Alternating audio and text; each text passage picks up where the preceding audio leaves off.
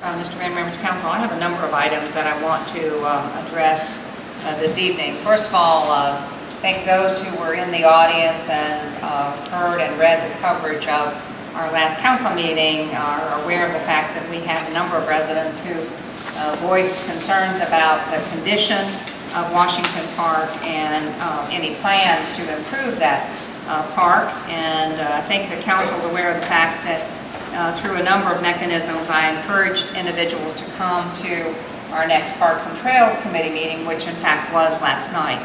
I'm pleased that we did have several, I think it was about 4 or 5 individuals who came expressly for Washington Park concerns. I think we found it to be a very beneficial meeting. Reverend Rosalind Thomas offered to schedule a meeting in the community where we hope to have more individuals participate in a discussion of what their interests and needs are. We also asked in advance of that meeting for there to potentially be some surveying of individuals about what their interests were, because we want to hear from people who use the park or intend to use the park.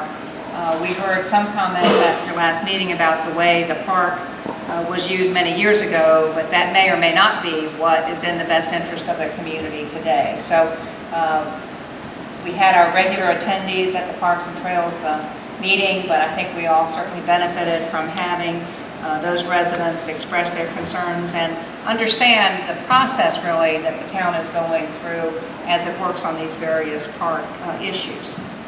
Secondly, I want to mention that we had a wonderful dedication of a historic marker this past Saturday at, I believe, the hottest 4 p.m. Saturday in this entire summer.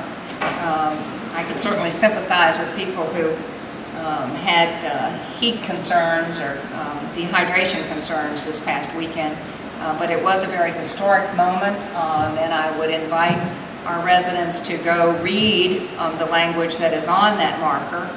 We had a number of speakers who really helped us to even better understand the significance of not only the marker, but of the history of the Masonic Theatre in its origin and through the many years that it operated prior to the renovation.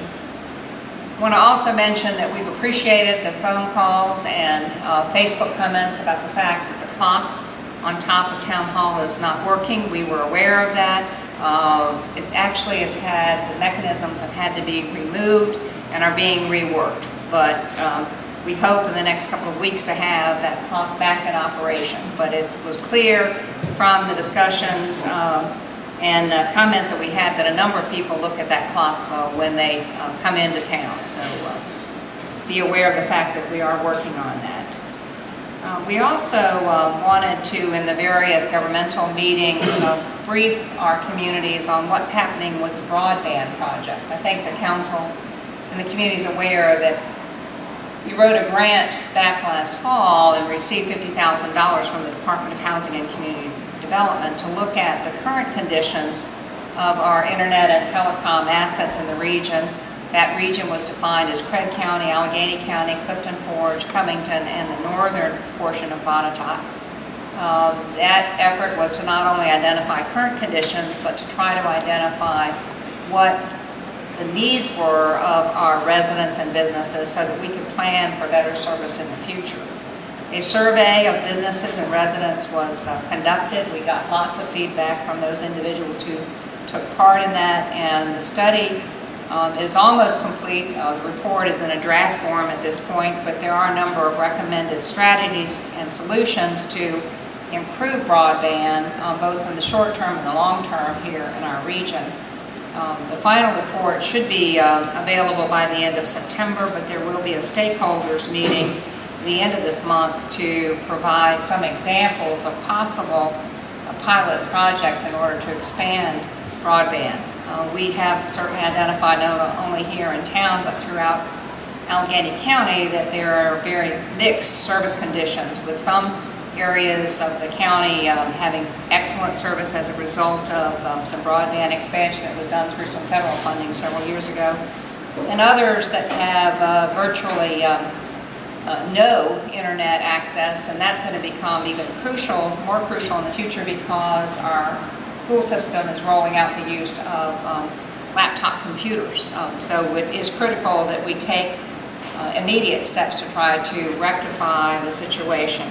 The preliminary recommendations that are coming out of the study suggest that a regional authority should be formed of the various jurisdictions that I mentioned earlier, not necessarily to run or manage a system, but we think that it would be easier to get grants and other sources of funding if there was a regional collaboration. In today's world, both at the state and federal level, regionalism seems to be the buzzword of the day. So the more you can get multiple jurisdictions involved, the better chance you have of getting funding.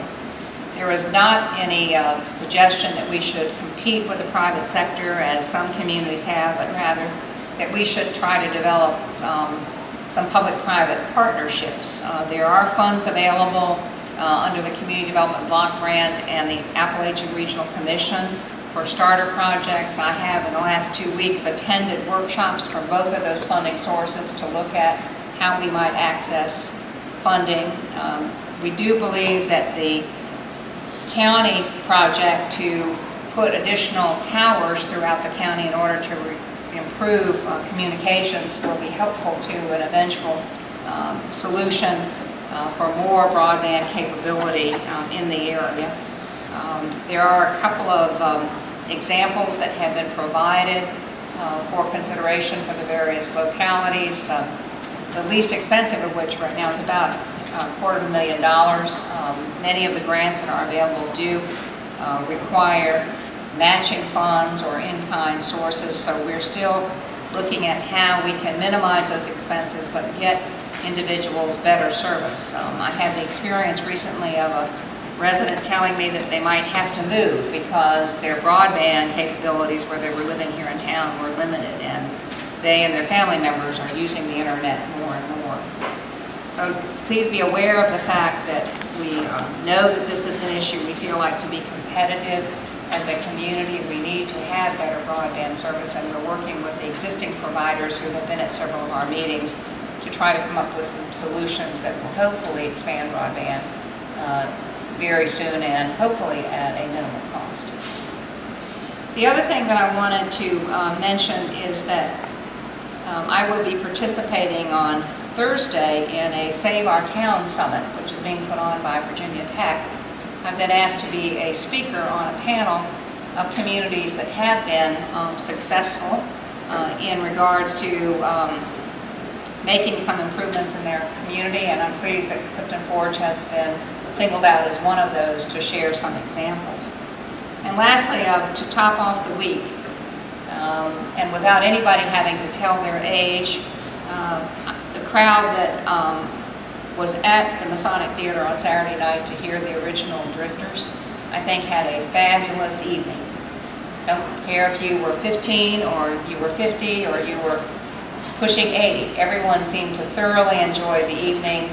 There was a lot of clapping and foot tapping, and toward the end, people getting out on the aisles and doing a little bit of dancing. But it was a great beginning as the first real kickoff event at the Masonic Theatre, and I think it bodes very well for the future, and I personally look forward for all of the next events that are coming up. And there is a full calendar, and I'm not sure how we're going to get to do everything in this town, but it's an exciting time in Clifton Forge, and I just encourage each and every one of you to find the time to participate in one of the events at either the Masonic Theatre or the Amphitheatre.